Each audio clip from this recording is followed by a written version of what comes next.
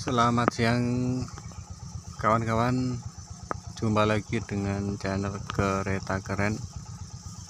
Ini saya berada di daerah Jombang. Ada pelintasan kereta baru, kurang lebih masih berjalan 1 tahun.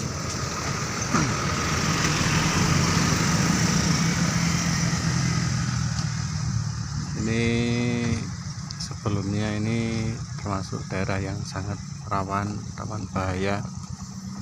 Semoga dengan adanya palang pintu ini tidak akan terjadi lagi kejadian-kejadian yang tidak diinginkan. Selamat menyaksikan, sebentar lagi kita melihat kereta melintasi palang pintu ini.